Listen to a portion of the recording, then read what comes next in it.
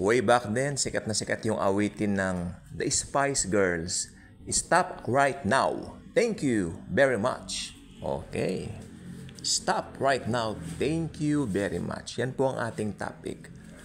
Ang pamagat po ng topic natin ngayon sa ating BS, ito po ay Bible study, no? Meron po tayong mga points dito. So, sana naman po magtuon po tayo ng ating mga pandinig, okay? At atin pong namnamin ang bawat revelasyon ng mahal na Panginoong Hesukristo sa bawat isa po sa atin. Pamagat ng ating BS, Jesus, thank you very much. Yung kanta ng Spice Girls, Stop, thank you very much. Ito naman, Jesus, thank you very much. Okay. So, ang ating pong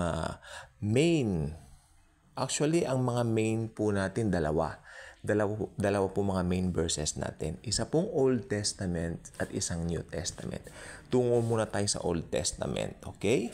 At kumpleto po tayo dahil meron po tayong English at meron po tayong Tagalog. Okay. Isaiah 53:4-5. Ito po yung Tagalog. Tunay ngang inalis niya ang ating mga kahinaan. Pinagaling niya ang ating mga karamdaman. Subalit inakala nating iyo'y parusa ng Diyos sa Kanya. Ngunit dahil sa ating mga kasalanan, kaya siya nasugatan. Siya ay binugbog dahil sa ating kasamaan. Tayo ay gumaling dahil sa pahirap na dinanas niya at sa mga hampas na kanyang tinanggap. You know what?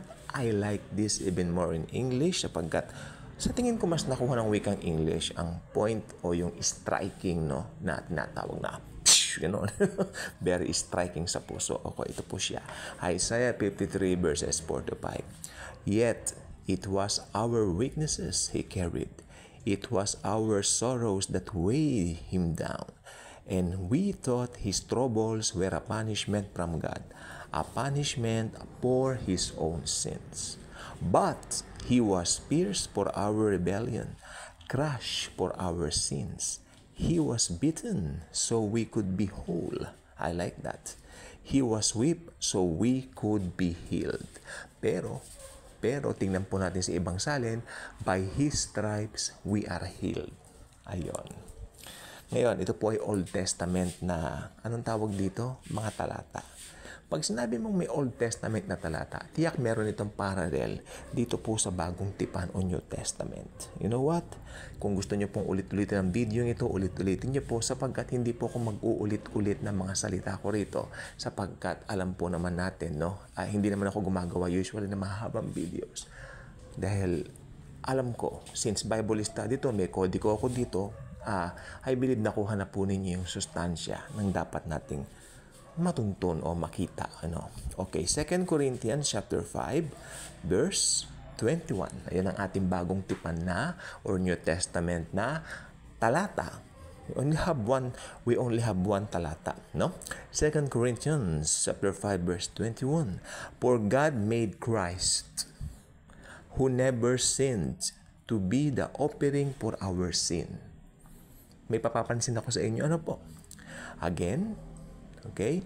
For God made Christ, who never sinned, to be the offering for our sin.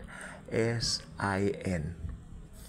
Sin lang? Ba't hindi S? Bakit ika? Hindi siya plural. Bakit ito singular lang? Okay, sagutin ko mamaya. So that we could be made right with God through Christ.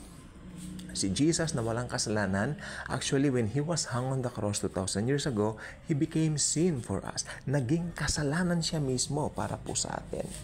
Okay? Yan po ang kapangyarihan ng Kanyang ginawa sa krus ng Kalbaryo sapagkat walang kasing halaga yun, priceless yun.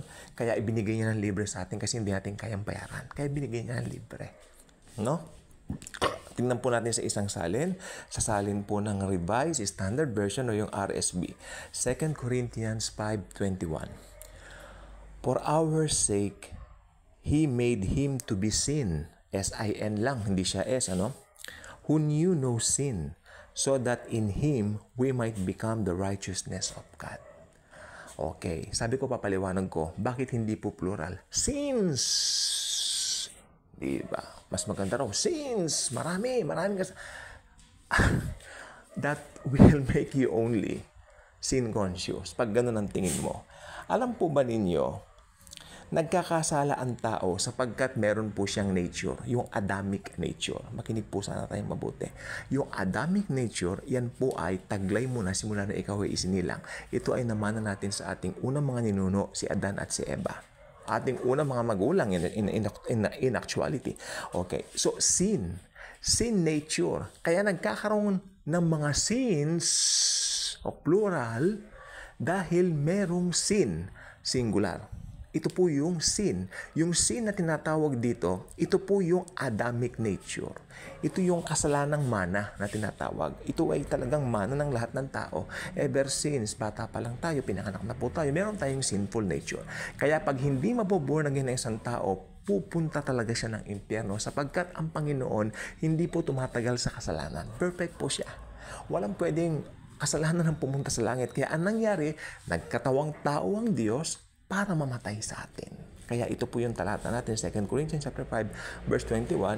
Di ba sabi niya rito, for our sake, He made Him to be sin who knew no sin. Wala siyang kasalanan, pero dahil sa sake natin, para sa atin, naging kasalanan siya. For the very first time na nakapako si Jesus sa cross, hindi niya tinawag na Father ang Diyos. Ang sabi niya, my God, why hast thou forsaken me? Why do you forsake me? Ganon, di ba? Hindi niya tinawag na Father. Pero, nung sumigaw si Jesus, it is finished. Okay. Diba? Tapos yung veil ng temple, ito ay napunit at ang pagkapunit po nito ay mula itaas pababa. Ibig sabihin, ang Panginoon na nagpunit nito kasi ang gesture niya mula itaas hanggang pababa. Pero pag napunit ito ng mula baba hanggang taas, baka tao ang gumawa nun. Ibig sabihin, no. Finished work ng Diyos ang finished work ni Jesus. Okay? So, ang makikita po natin dito, this is the work of God. This is the work of the Lord Jesus Christ. Okay? Perfect work sa cross. Kaya, wala tayong gagawin, hindi pasalamatan siya. Di ba? Kung mananampalataya ka na, thank Him. Always thank Him. Thank Him daily. Di ba? We have enough reason to thank Him. Okay? Yes, Jesus became sin for us. He was abandoned by His Father during that moment to demonstrate His perfect love for us. Pero, nung sumigaw po si Jesus Christ ng it is finished, mapapansin po ninyo yung huling wika niya. O, di ba pag mahal na araw, pinag-aaralan natin yung 7 last words ito. Ano yung panghuling wika ng God of Gods habang siya nakapako sa cross? Ano yun? My Father, into your hands I commend my spirit. Nagbalik na sa Father. Kasi it is finished na eh. Bago niya sabihin, my Father, it is finished muna. Hindi ba? So, kaya sabi niya, my God, my God, why hast thou forsaken me? Ayun na. Nakita na kasi ng God the Father, lahat ng kasalanan natin na kay Jesus na. Pero, pagkatapos noon, it is finished. Kanyang ganon. So, nung na-finish na, it is finished, kanyang ganon, ang nangyari ay nahapak na yung kortina ng templo. Diba? Paitaas, pababa. Ang nangyari ngayon, after that, Father, my Father, into thy hands commend my spirit. Nagbalik na po sa Father. Ibig sabihin, nung sinabi ni Jesus na, my God, why hast thou forsaken me? Nire-represent niya ang mga kasalanan natin.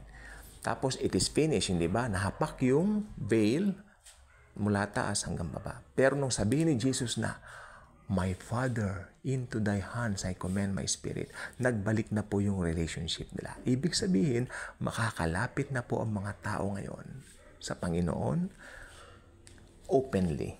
Sapagkat ang grace 24/7 open para sa lahat ng lalapit. Napakaganda na po. So, tingnan po natin dito. Ano ba yung mga points natin? Meron po akong 5 points. Siyempre, number 1, Jesus paid all our sins. Past, present, future. Huwag mong isipin na binayaran lang yung past mo. Huwag mo nang iisipin yung present lang. Sapagkat pati future sins mo bayad na. All sins, all. All sins, binayaran na ni Jesus. Okay?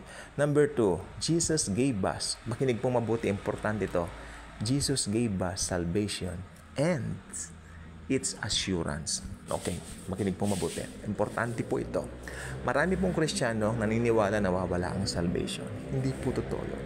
Pag naniniwala kang nawawala ang salvation dahil sa works mo, lumalabas, mas makapangyarihan pala yung works mo kaysa doon sa finished work ni Jesus.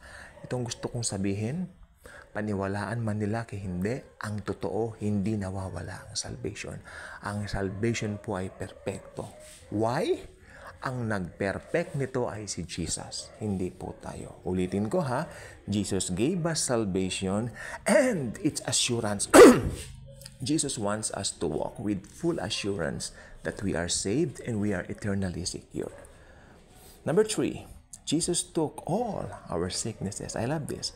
Poverty and all kinds of curse. Again, Jesus took all our sicknesses, poverty, and all kinds of curse. Alam po ba ninyo?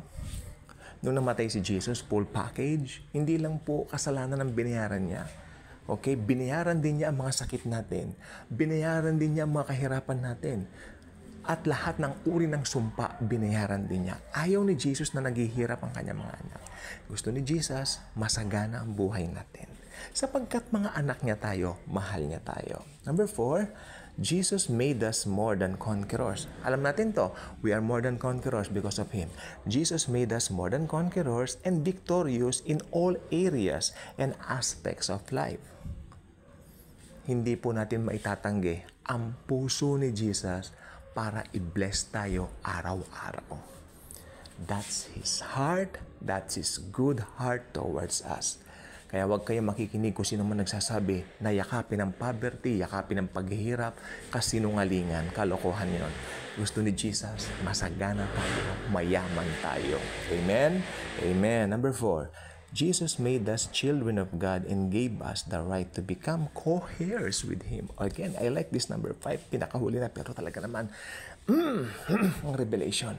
Jesus made us children of God and gave us the right to become, co-heirs with Him. Ganyan kabigat ang mga born-again Christians. Ganyan tayo kabigat. Huwag nating ismulin ang ating mga sarili. Okay? Ang gagawin natin, all we have to say right now is, thank you very, very much, dear Lord Jesus. Sabi ko po sa inyo, ang magat natin, thank you, Lord Jesus. Di ba? Stop right now. Thank you very much. Ang sabihin ko, stop right now kung ano ginagawa mo and thank the Lord Jesus for that. Amen? Kaya kung hindi ka pa nakasubscribe dito, mag-subscribe ka na. Share mo ang video ito. Share mo ang wonderful love ni Jesus. Ang kanyang pag-ibig na hindi nagbabago sapagkat tulad ng pagkaligtas niya sa iyo, gusto rin niyang iligtas sa mga mahal mo sa buhay na hindi pa born again at mga kaibigan mo, kaklase mo na hindi pa born again, maaaring ito'y katrabaho mo, kakilala mo, o sino man makilala mo sa daan na hindi pa born again. Ikaw ang ambassador ng Jesus, ikaw na born again Christian, at ikaw ay gagamitin niya para makapagdala sa kanya ng maraming kadalawa. Thank you, and Jesus truly loves us all.